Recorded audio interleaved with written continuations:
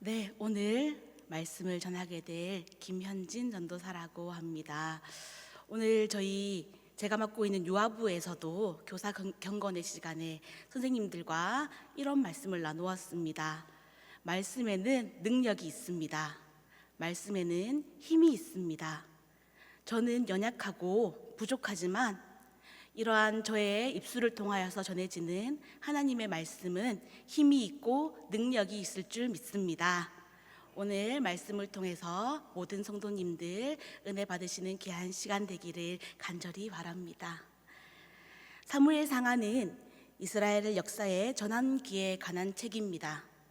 이스라엘이 신정체제에서 왕정체제로 넘어가는 데 있어서 사무엘은 매우 중요한 역할을 한 지도자입니다. 사무엘은 엘리 제사장의 뒤를 이은 마지막 제사장이면서 사사시대의 마지막 사사였으며 왕정체제를 위해 사울을 왕으로 세운 사람이었습니다. 그는 이스라엘의 새로운 국가체제가 세워지는 변화기에 있었습니다. 이러한 사무엘은 성경의 대표적인 기도하는 사람입니다. 격변하는 전환기에 그 시대에 어떤 사람이 가장 필요했을까요? 비전을 세우는 사람이었을까요? 정치적으로 지도력을 발휘하는 사람이었을까요? 그러나 이스라엘의 역사의 전환기에 필요한 사람은 이러한 사람들이 아니었습니다. 그 시기에 필요한 사람은 기도하는 사람이었습니다. 하나님 편에서 전환기에 필요한 사람은 기도하는 사람이었던 것입니다. 만일 우리가 새로운 영적 도약을 기대한다면 지금 우리에게 필요한 것은 기도일 것입니다. 우리 공동체가 새로운 변화, 새로운 비전, 새로운 도전을 원한다면 지금 우리에게 필요한 것은 기도하는 사람일 것입니다. 우리에게 기도하는 사람으로 모델이 되는 사무엘은 어떤 의미에서 기도하는 사람이었을까요? 먼저 사무엘은 기도로 태어난 사람이었습니다. 사무엘은 출생 때부터 기도와 깊은 관련이 있던 사람이었습니다. 잘 아시다시피 그의 어머니 한나의 오랜 기도의 결과로 태어난 사람이 사무엘이었습니다. 사무엘상 1장에 보면 엘가나라는 레위 후손 중 한 사람이 등장합니다. 그에게는 2명의 부인이 있었습니다. 그 중에 한 사람이 한나였습니다. 그러나 한나는 아이를 낳지 못하는 여인이었습니다. 무슨 이유인지는 모르지만 5절에 보면 여호와께서 그에게 임신하지 못하게 하시니 라는 기록이 있습니다. 임신하지 못한 한나는 주 앞에 나아가 잉태를 위해 간절히 기도합니다. 그 기도가 얼마나 간절했는지 엘리 제사장이 그 여인을 봤을 때 술에 취해 중얼거리는 것처럼 생각할 정도였습니다. 한나는 단순히 잉태를 위해 기도하지 않았습니다. 그녀는 태어날 아이를 하나님께 드리고 거룩하게 키우겠다고 기도했습니다. 이런 한나의 기도를 하나님이 들으셨습니다. 하나님께서 한나에게 은혜를 베푸셔서 아들을 주십니다. 그 아들이 바로 사무엘입니다.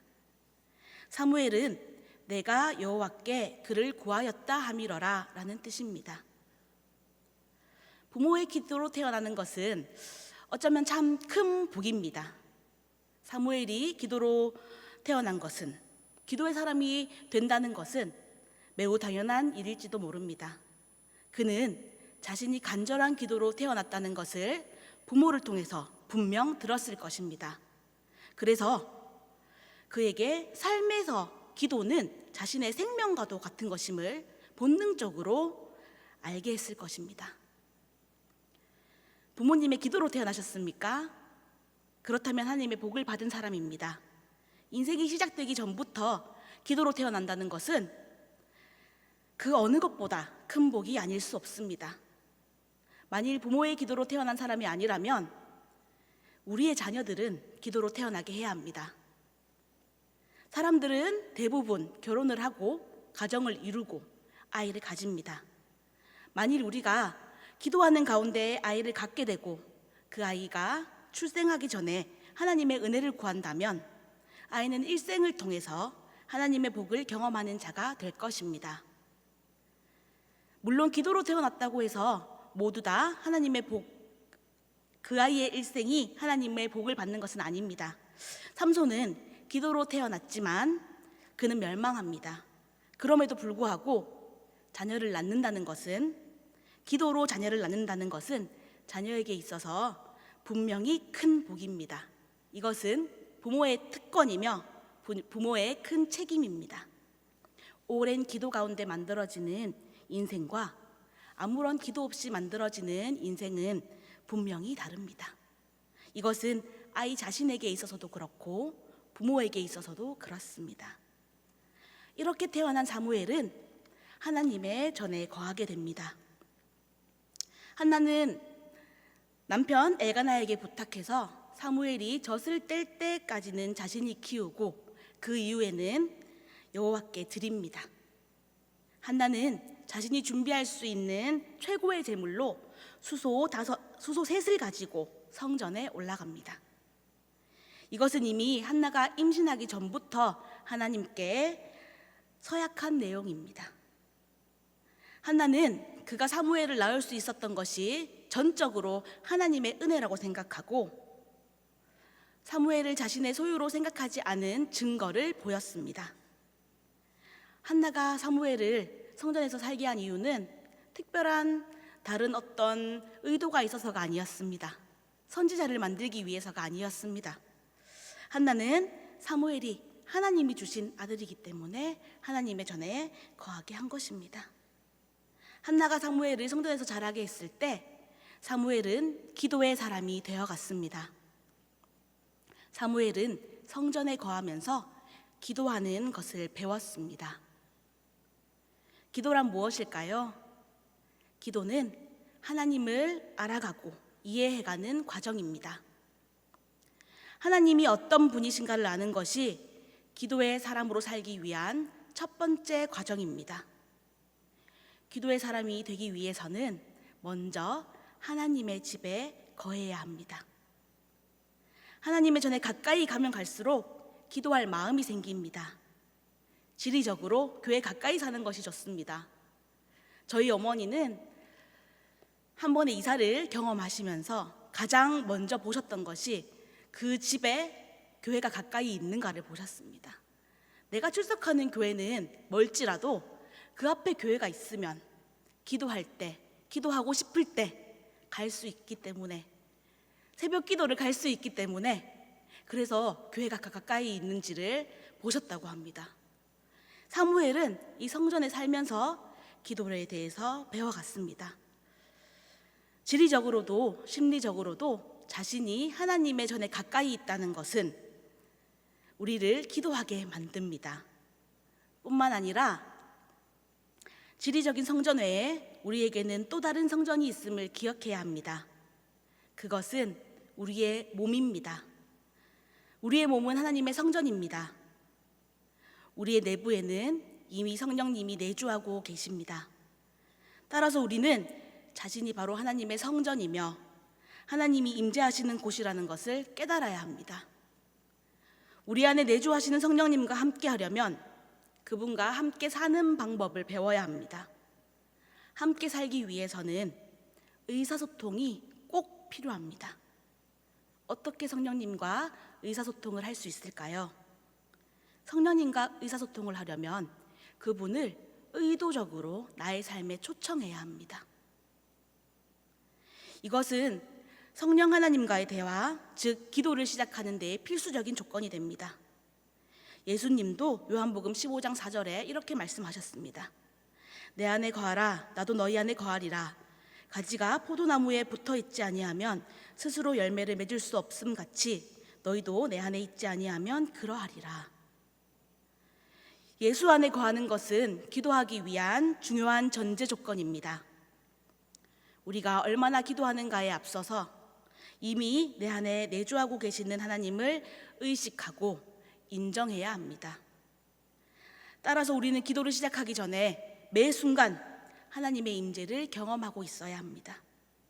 우리 속에 이미 와 계신 성령님과의 대화를 시작하십시오.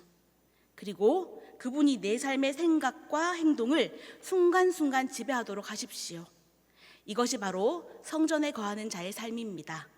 이것이 바로 기도하는 자가 되는 첫걸음입니다. 두 번째로 사무엘은 하나님의 음성에 민감한 자였습니다. 기도하는 사람은 하나님의 음성을 들을 수 있는 사람입니다.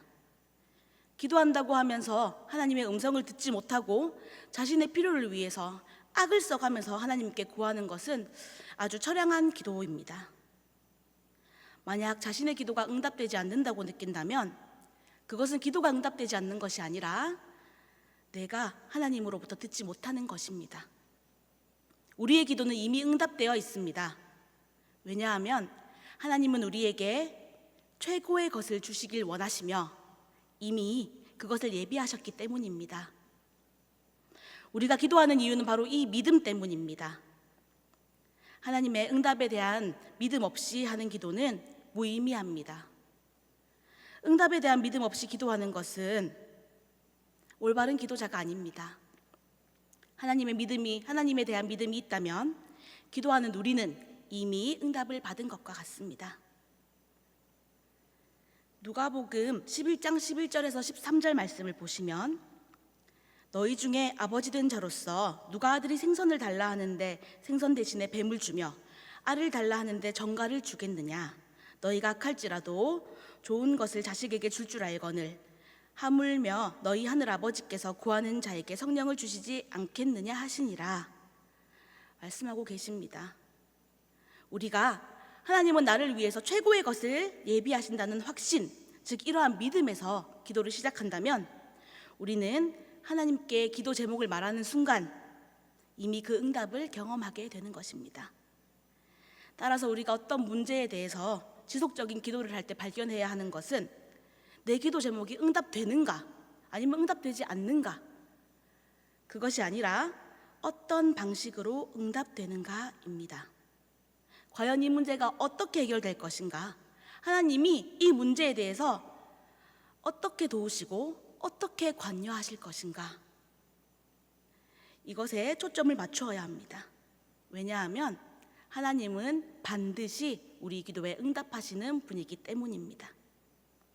우리가 하는 기도는 듣는 기도가 되어야 합니다. 사무엘은 구체적인 기도를 하기 전에 먼저 하나님의 음성을 듣는 것에서부터 기도 훈련을 했습니다. 사무엘은 하나님이 3번이나 부르셨을 때 처음에는 그것이 하나님의 음성인지 잘 알지 못했습니다. 우리가 하나님의 음성에 귀 기울이기 시작할 때 우리 역시도 이것이 하나님의 음성인지 잘 알지 못할 수도 있습니다. 왜냐하면 우리는 이미 많은 소리를 듣고 있기 때문입니다. 따라서 귀에 들리는 각종 소리 중에 어떤 것이 하나님께로부터 온 소리인지 알기 위해서는 하나님의 소리를 구별하는 훈련을 해야 합니다. 이를 위해서는 전문적인 훈련이 필요하지만 가장 중요한 것은 사무엘처럼 항상 하나님께 민감하게 반응할 준비를 하는 것입니다. 언제 하나님께 가장 민감해지십니까? 아마도 하나님의 성전에 있을 때일 것입니다. 내 속에 있는 성령님의 말씀을 듣겠다는 의지가 있을 때 우리는 하나님께 민감해집니다. 사무엘은 3번씩이나 자다가 벌떡 일어나 그 음성에 반응합니다. 우리에게도 이러한 훈련이 필요합니다. 민감하게 깨어 있어서 그것이 하나님의 음성인가, 그것을 확인하려는 노력이 필요합니다. 또한 우리는 상황이 어려운 때일수록 더욱 하나님의 소리에 민감하게 반응해야 합니다. 사무엘 당시는 이스라엘에 비전과 예언이 없는 사회였습니다. 사무엘상 3장 1절 말씀을 보시면 아이 사무엘이 엘리 앞에서 여호와를 섬길 때에는 여호와의 말씀이 희귀하여 이상이 흔히 보이지 않았더라 라고 당시의 절망적인 상황을 소개하고 있습니다. 우리의 외적 상황이 절망적이고 삶의 희망이 더 이상 보이지 않을 때, 아무런 비전이 없을 때 우리는 더욱 하나님께 나아가 그분의 음성을 민감하게 들어야 합니다. 위기에 필요한 것은 기도이며 위기의 때에 필요한 사람은 기도하는 사람입니다. 기도하는 사람은 개인적으로나 공동체적으로 예언과 비전이 없을 때 하나님으로부터 오는 말씀을 기도로 들음으로써 새로운 비전을 보는 사람입니다. 기도의 사람은 하나님께로부터 먼저 듣습니다. 그리고 그것을 개인적으로나 공동체에게 알려줍니다. 때로는 그것이 죄에 관한 것일 수도 있습니다. 심판에 관한 것일 수도 있습니다. 그러나 기도하는 사람은 이 모든 것을 민감하게 듣습니다. 이런 사람이 바로 기도하는 사람입니다. 사무엘은 듣는 기도를 통해 알게 된 내용을 혼자만 알고 있지 않았습니다. 그는 들은 것을 담대히 말했습니다. 사무엘이 하나님께 처음으로 들은 음성은 엘리 제사장 가족의 심판에 대한 것이었습니다. 이것은 사무엘에게 있어서 받아들이기 힘든 내용이었을 것입니다. 왜냐하면 엘리 제사장이 이 사무엘에게 아버지와 같은 존재였기 때문입니다. 하지만 사무엘은 엘리의 요청에 의해서 자신이 들은 것을 상세히 설명합니다. 기도하는 사람은 듣는 기도의 결과로 응답된 것을 담대히 전하고 실행하는 자입니다. 많은 경우 하나님의 기도, 응답이 우리에게 들려오는데도, 응답하셨는데도 우리는 그것이 자신이 원하지 않는 것이라는 이유로 마치 기도의 응답을 받지 않은 것처럼 행동하기도 합니다. 우리들이 하는 기도의 대부분은 앞에서 말씀에 비추어 본 것처럼 이미 응답을 받은 것입니다. 그러나 기도의 응답의 내용이 자신이 원하는 것으로 나타나지 않았을 때 우리는 마치 응답이 되지 않은 것이라고 생각하고 계속 자신이 원하는 대로 될 때까지 억지로 계속 기도하거나 하나님이 주신 응답을 무시하곤 합니다. 그러나 진정한 기도의 사람은 듣는 기도를 하는 사람이고 나아가서 들은 것을 행동으로 옮기는 사람입니다. 비록 그것이 자신이 기대하지 않았던 기도 응답이라도 그렇다 할지라도 그것을 받아들이고 행동해야 합니다. 그래야만 진정으로 기도하는 사람이 될 수 있습니다. 사무엘과 같이 하나님께 들은 것을 말하고 행동하는 저와 성도 여러분이 되기를 소망합니다. 그리고 사무엘은 대의 명분을 위해서 기도하는 사람이었습니다. 기도하는 선지자 사무엘의 그 사역의 절정은 7장에 기록되어 있습니다. 당시 이스라엘은 블레셋의 공격을 받아 아주 어려움에 처해 있었습니다. 이전과는 달리 이스라엘 백성들이 블레셋과의 싸움에서 위기에 몰린 이유가 있습니다. 그들은 언약궤만 있으면 블레셋을 이길 수 있을 것이라고 생각했습니다. 평탄하리라고 생각했습니다. 그런데 이스라엘이 언약궤를 다시 찾았음에도 불구하고 이스라엘은 계속해서 패배의 위기에 몰리게 되었습니다. 그들의 패배의 원인은 언약궤의 유무가 아니었습니다. 그 이유는 다른 곳에 있었습니다. 사무엘은 이것을 알고 있었습니다. 그래서 사무엘은 우상으로부터 모든 이스라엘 민족이 돌아올 것을 촉구했습니다. 모든 백성을 미스바로 모이게 합니다. 사무엘은 미스바에서 백성들에게 금식하며 기도할 것을 촉구합니다. 사무엘은 민족을 모아서 자신들의 죄를 고백하고 하나님의 은혜와 구원하심을 위해 기도하는 대기도 운동을 일으켰습니다. 9절에 사무엘이 젖 먹는 어린 양 하나를 가져다가 온전한 번제를 여호와께 드리고 이스라엘을 위하여 여호와께 부르짖음에 여호와께서 응답하셨더라는 말씀이 있습니다. 이렇게 금식하며 기도한 이스라엘은 블레셋과의 전쟁에서 승리합니다. 사무엘의 기도와 비교해 볼 때 우리의 기도의 폭은 어떠합니까? 대의를 위한 기도에 많은 시간을 할애하며 기도합니까? 아니면 나 개인의 필요를 채우기 위한 기도에 많은 시간을 보내고 간절히 기도합니까? 우리의 기도의 폭이 얼마나 좁은지 기도 모임에 가보면 알 수 있습니다. 고백하건대 저 역시도 그렇습니다. 개인의 필요를 위해서 기도할 때는 기도 소리가 크지만 이웃과 민족과 국가 그리고 열방을 위해 기도할 때는 기도 소리가 그전 같지 않습니다. 기도하는 사람으로서 우리의 기도가 내 개인의 필요를 채우는 데 사용된다면 그것은 기도를 제한하는 것입니다. 기도로 교회와 민족을 구하고 국가와 공동체를 구할 수 있다는 말에 대해서 어떻게 생각하시나요? 이런 것들은 아주 소수의 특별한 사람들의 기도에 의해 이루어지는 것이라고 생각하시나요? 내 개인의 사소한 필요에 대한 응답이 아니라 내 기도를 통해서 한 민족과 족속이 구해지고 국가가 위기에서 벗어나는 하나님의 도움을 구하는 기도, 전 민족이 회개하고 하나님 앞으로 나오는 것을 경험하는 기도자가 되기를 원하십니까?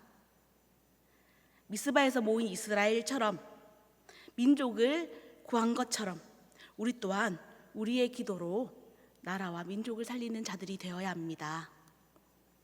사무엘은 기도의 사람으로 서기 위하여서 아주 오랫동안 준비해 왔습니다. 그런 사무엘의 준비는 기도로 민족을 구하는 데 사용됩니다. 민족을 구하는 일에 그의 준비가 빛을 발합니다. 우리도 기도의 폭을 넓혀야 합니다.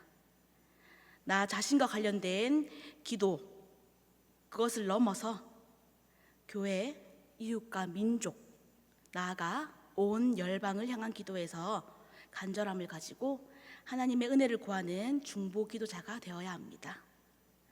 우리는 살면서 끊임없이 문제에 직면합니다. 이 문제에 직면할 때마다 우리는 개인의 문제에 대해서 끊임없이 기도하게 됩니다. 그러나 개인의 필요만이 내 기도 제목의 모든 것이 되어서는 안 됩니다.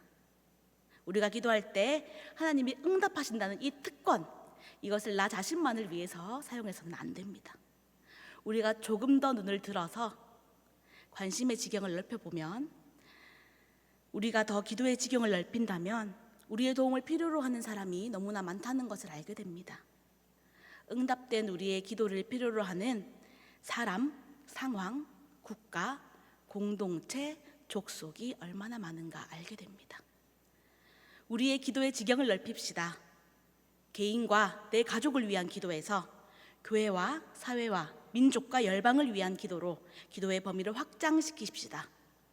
온 열방이 우리의 기도를 기다리고 있습니다.